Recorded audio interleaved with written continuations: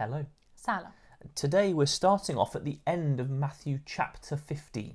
توی این ویدیو قراره از انتهای باب 15 انجیل متی شروع کنیم، صفحه 1276. Remember, at this point in Jesus' ministry, he keeps leaving the area of Galilee and then coming back to it. به یاد داشته باشین که توی این بخش از مأموریت عیسی همش از منطقه جلیل میرفت به مناطق دیگه. In the last three videos, we saw him doing miracles and teaching in the area outside of Galilee where there were more non-Jews. توی سه ویدئوهای اخیر هم بیشتر در رابطه با این خوندیم که عیسی توی مناطق غیر یهودی نشین میرفت و اونجا تعلیم میداده، معجزه میکرده و شفا میداده. And in this video, we see him go back to Galilee quickly and then leave again. توی این ویدیو میبینیم که خیلی سریع یک سر به جلیل میره و دوباره باز برمیگرده و جلیل رو ترک میکنه. And we'll see exactly why he had to keep leaving and why he kept going to other places. حالا دلیلش رو هم با هم میبینیم که چرا همش میره و برمیگرده و چرا همش به مناطق دیگه سفر میکنه و یک جا نمیمونه. So for context, we're going to read the last verse of chapter 15, which is verse 39. به عنوان یه تعریف، یه مقدمه بر درس امروز قراره آیه 39 باب 15 متی رو هم اول بخونیم. پس از آن که عیسی مردم را مرخص کرد، سوار قایق شد و به ناحیه مجدان رفت.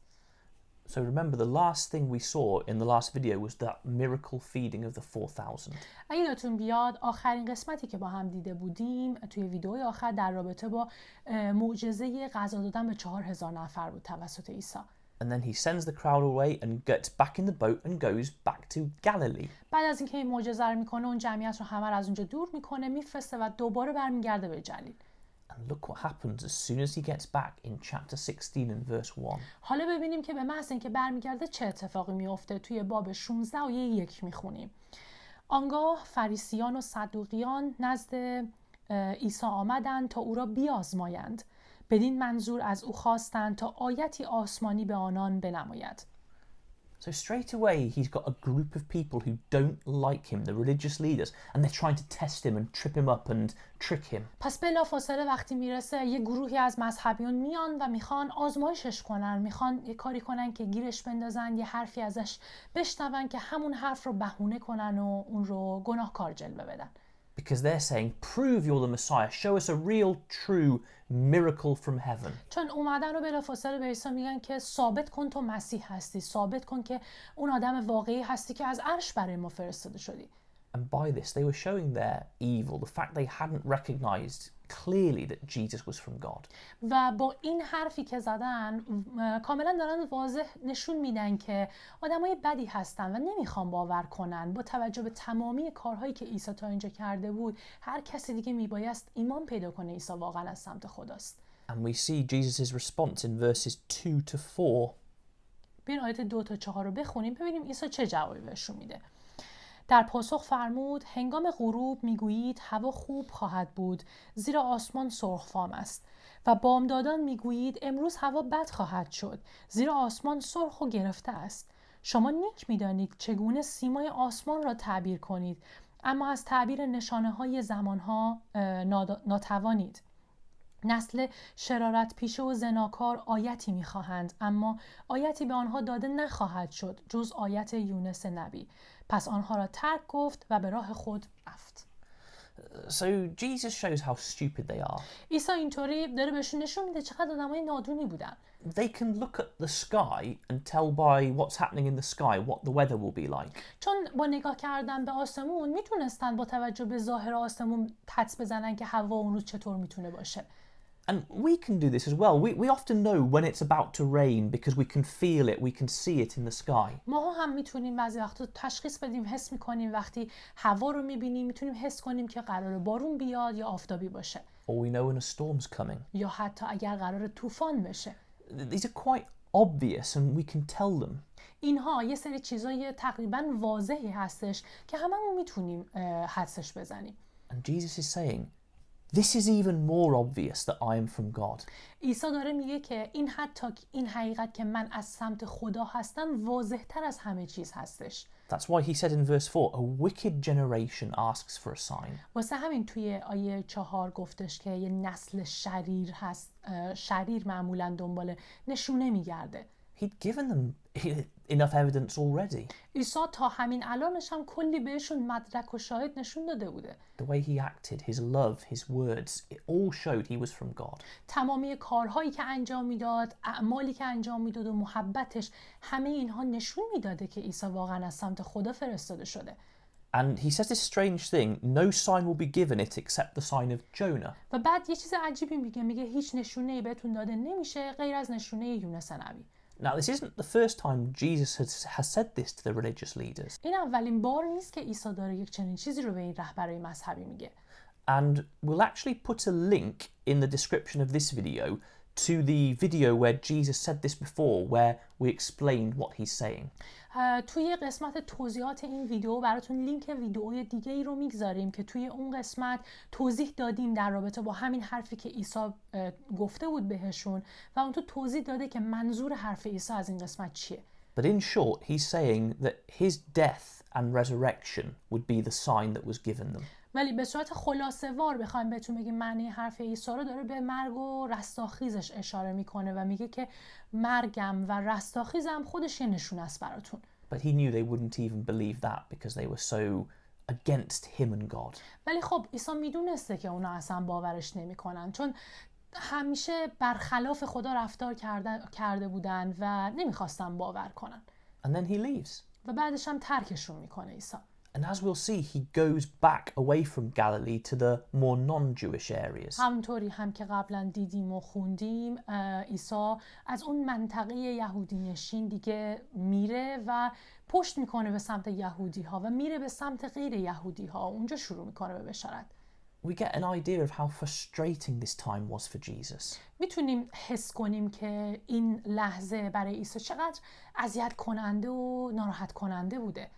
He comes back to Galilee and straight away he's just got people trying to trick him and acting in a bad way. فکر کنید چقدر ناراحت کننده است برای عیسی که به محض اینکه برمیگرده به جلیل در جا یه سری آدم میان و فقط میخوان با حقه و مکر عیسی رو به دام بندازن و ازش چیز اشتباهی ازش بگیرن. And as we've seen in the previous videos, in the non-Jewish areas, he gets these big crowds and he doesn't really like big crowds because it stops him being able to teach. و توی ویدئوی قبلی دیدیم وقتی عیسی توی مناطق دیگه‌ای بود چطور جمعیت بزرگی سمتش دورش جمع شده بود و خود عیسی در حقیقت جمعیت زیاد رو دوست نداشته چون نمیتونست اونطور تعلیم بده.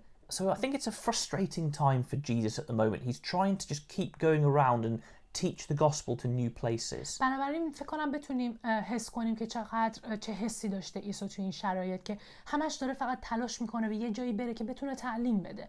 And he can't go back to his own area because whenever he does, they all know him and there's just people trying to trip him up. و نمیتونه به منطقه خودش، به شهر و محل زندگی خودش برگرده چون آدمای شهر خودش همش در تلاشن که گول بزنن عیسی رو یا بهش حقه بزنن. So he gives his disciples a warning. واسه همین عیسی به شاگرداش یه هشداری میده. Verses 5 and 6. آیات 5 و 6 رو میخونیم. چون به آن سوی دریا رفتند شاگردان فراموش کردند با خود نان بردارند. عیسی به ایشان گفت آگاه باشید و از خمیرمایه فریسیان و صدوقیان دوری کنید. So the disciples had forgotten to bring bread to eat. پس شاگردای مسیح یادشون رفته بود با خودشون نون برای خوردن ببرن. And Jesus says to them, beware of the yeast of the Pharisees and the Sadducees. عیسی بهشون میگه که آگاه باشین به سمت خمیرمایه فریسی و صدوقیان نه اینو ازش استفاده نکنید. And the Pharisees and Sadducees were the two different types of religious leaders. فریسی ها و صدوقیان دو گروه متفاوت از مذهبیون اون موقع بودن. And Jesus says to the disciples, beware of their yeast. دو گروه رهبرهای مذهبی اون موقع بودن و عیسی هم داره به شاگرداش میگه آگاه باشین و از خمیرمایه این دو گروه نخورید. The disciples don't often understand what Jesus is saying. معمولاً شاگردای مسیح اغلب درک نمی‌کردن که این حرفایی که عیسی میزنه یعنی چی. And it's the same here in verse 7. اینجا هم همینطوری. آیه 7 رو بخونیم میبینیم متوجه منظور عیسی نشدن. پس ایشان در میان خود بحث کرده و میگفتند با خود نان نیاوردیم. Now, the Farsi doesn't put it that well, but what they're actually saying is they heard what Jesus had said about the yeast, and they start saying, well, why did he say this?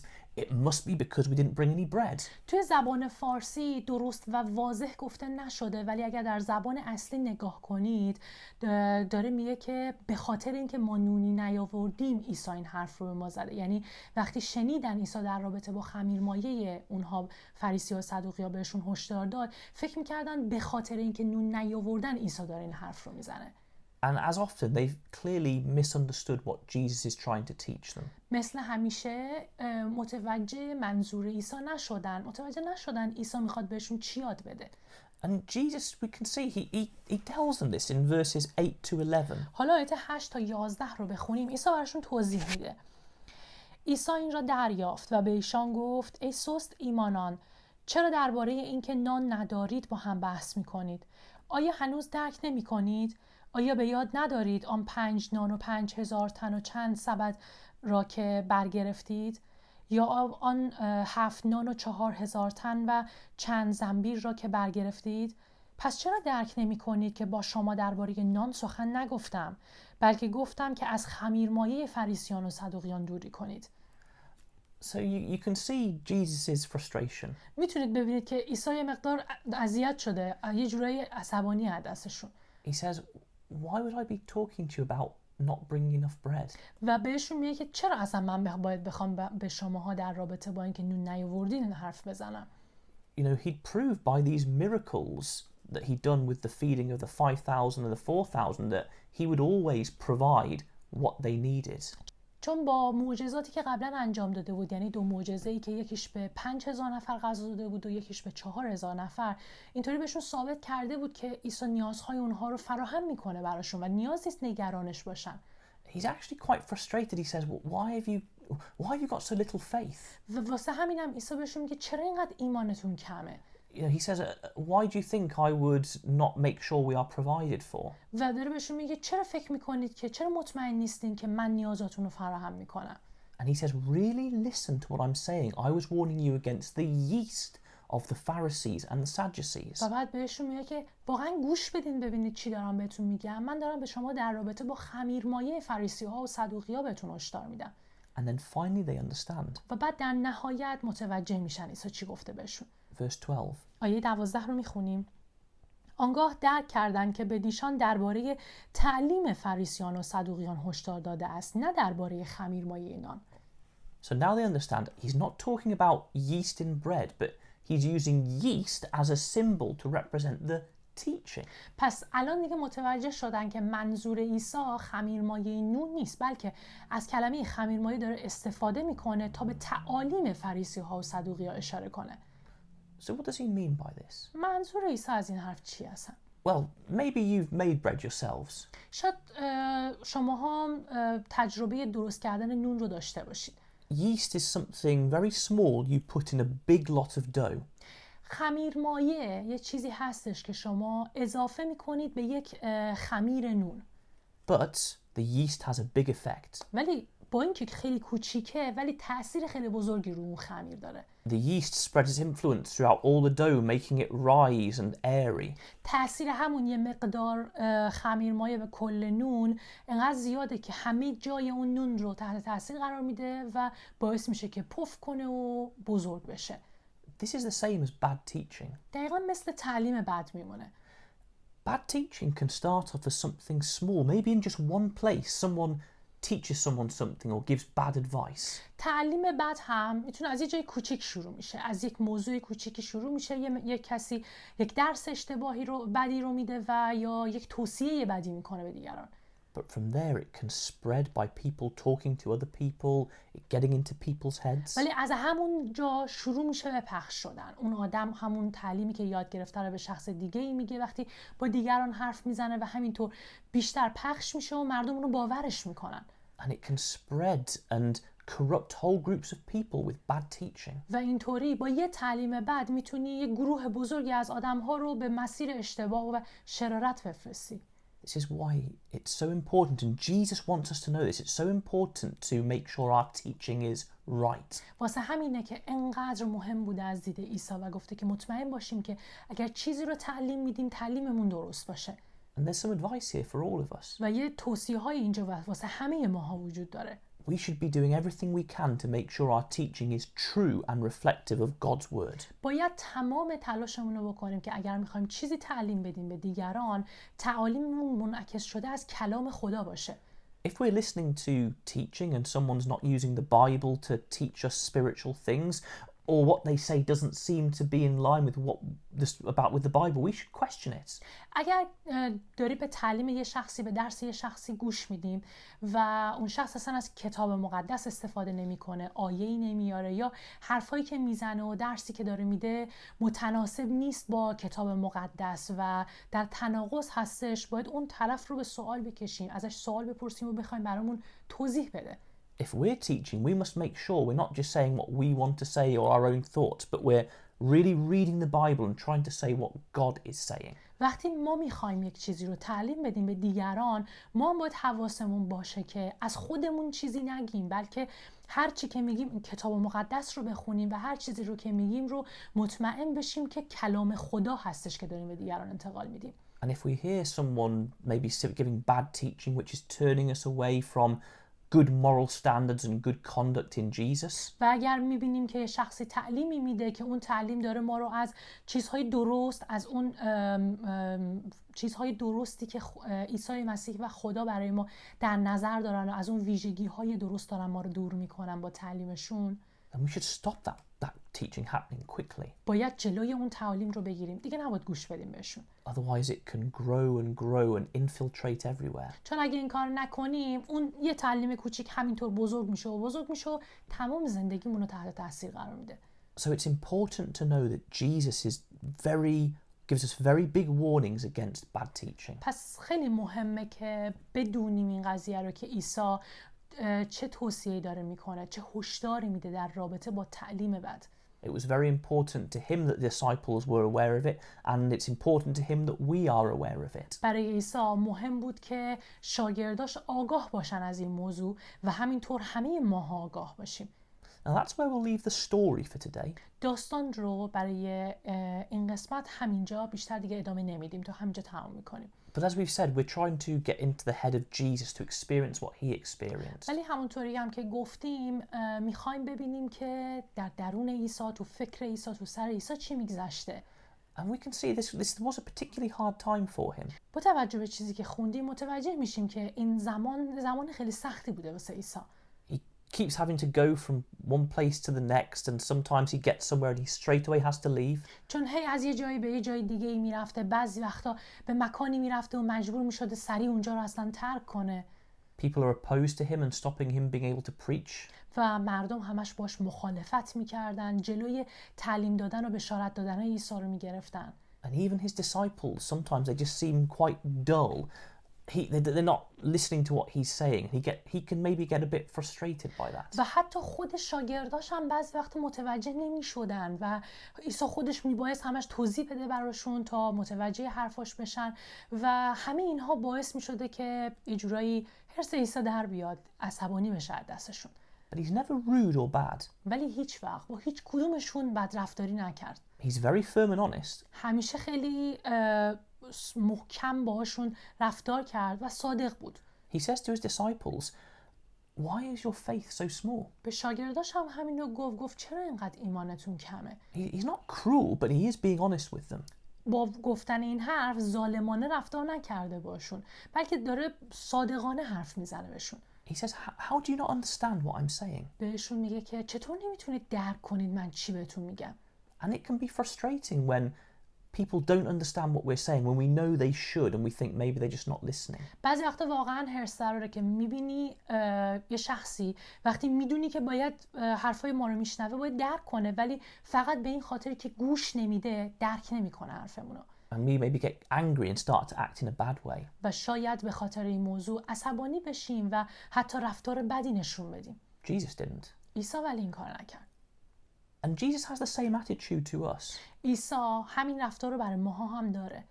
He is not cruel to us, but when he looks at some of the things we do, maybe he is thinking, how can you not understand yet that you shouldn't do that? عیسی با ما هم ظالمانه رفتار نمیکنه، ولی اگه به خودمون فکر کنیم میبینیم یه سری از کارها هست که تو زندگی انجام میدیم که مطمئناً عیسی به ماها نگاه میکنه و میگه که چطور هنوز نمیتونی درک کنی، چطور هنوز متوجه منظور من نشدی. So let's not disappoint him. Let's make sure we're studying, we're praying, we're thinking about our discipleship. پس بیاین کاری نکنیم که باعث ناامیدی عیسی بشه. بیاین تمام وقتمون رو بذاریم کلام خدا رو بخونیم، دعا کنیم و توی مسیر شاگردیمون رشد کنیم. And make sure we're not living in a way which he would be disappointed in and say to us, come on, you know you shouldn't be doing that. و بیاین مطمئن بشیم که جوری زندگی نکنیم که باعث ناامیدی عیسی بشه که اون موقع به ما بگه که تو باید بهتر از این رفتار کنی، انقدر ایمانت کم نباشه و این حرف‌ها رو به ما بزنه. Thank you. ممنونم که تماشا کردید.